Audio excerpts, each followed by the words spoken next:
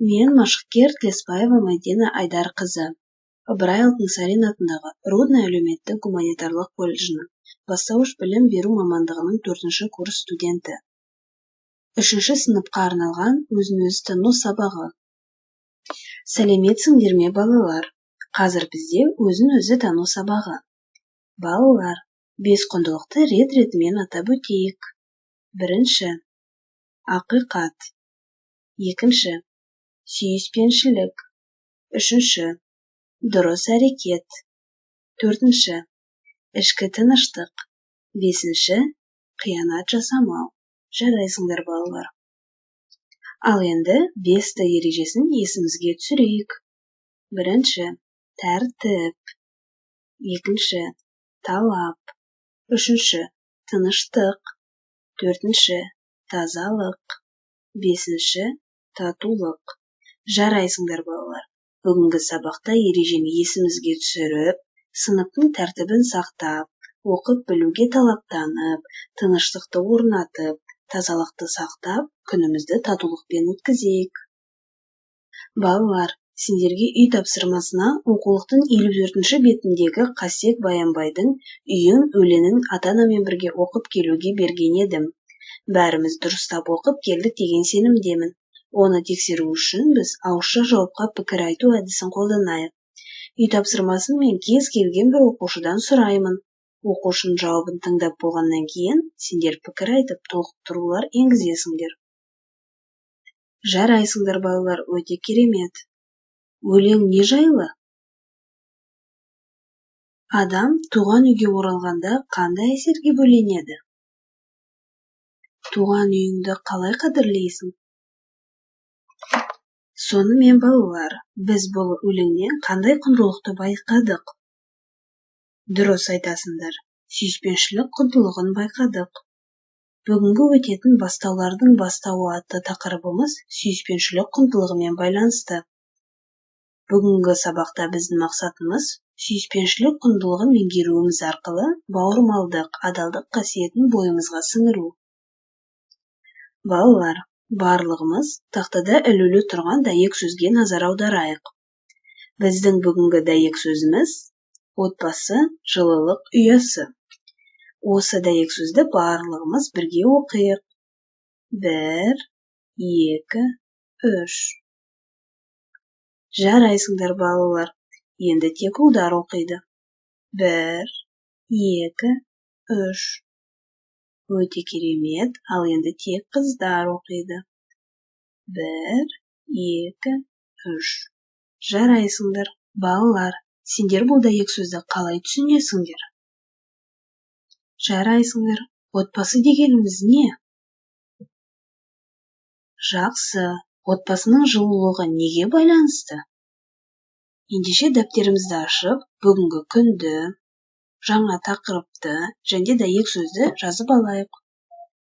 Менің сендерге шағын сыйым бар. Василий Александрович Сухомлинскийдің шынайы сүйіспеншілік әңгімесі. Шынайы сүйіспеншілік. Бір ананың 7 қызы болыпты. Бірде ол алыста тұратын ұлына кетеді. Үйге 1 аптадан кейін оралады.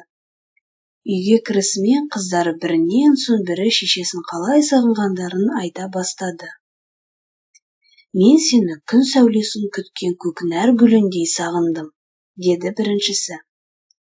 Мен сені бір тамшы суда аңсаған шөлдей күттім, деді екіншісі. Мен мамасын сағынып жылаған кішкентай балапандай болып жыладым, деді үшіншісі.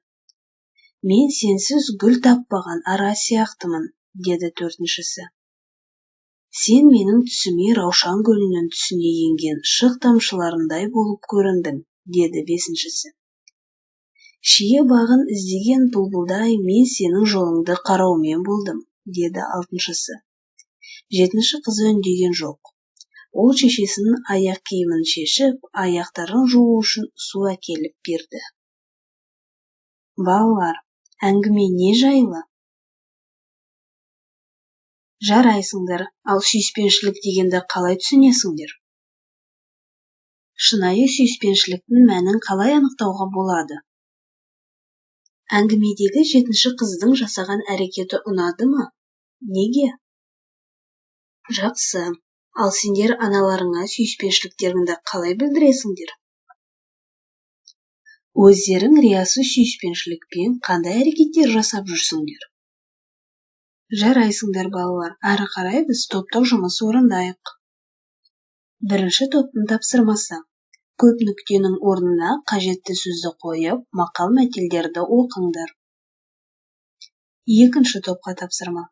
Өз үйлеріңнің суретін салыңдар. Үшінші топтың тапсырмасы. Туған үйге қатысты жылы сөздерді топтастырып жазыңдар.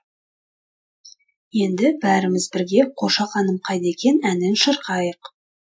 «Қоша ханым қайда екен» өлеңін жазған Сабырхан Асанов, ал әнін жазған Әсет Бейсеуов.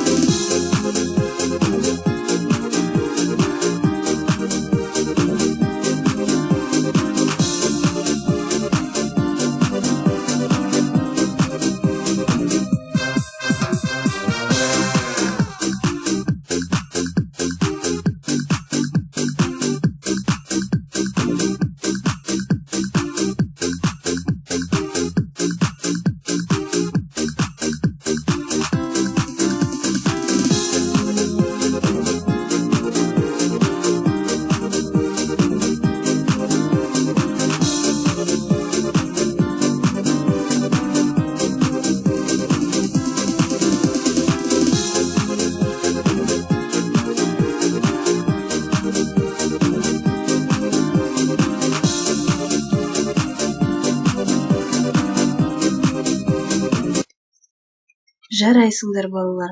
Үй тапсырмасына оқулықтағы 56-57 беттегі Қасым Қайсеновтың «Үйді сағындым» әңгімесін ата-аналарыңмен бірге оқып, мазмұндап келу. Көзімізді жұмып, еркін жайғасайық. Бүгінгі сабағымызды, дәйек сөзімізді есімізге түсірейік. Ішімізден қайталайық. Адалдық, бауырмалдық, сүйіспеншілік құндылығы екенін түсіндіңдер. Және адам бойындағы ең асыл қасиеті екенін түсіндіңдер. Осының барлығын жүрегімізге салып, көкейімізге түйіп алайық. Ақырындап көзімізді ашуға болады. Оқушылар, бүгінгі сабақ үшін сендерге рахмет. Сабақ аяқталды.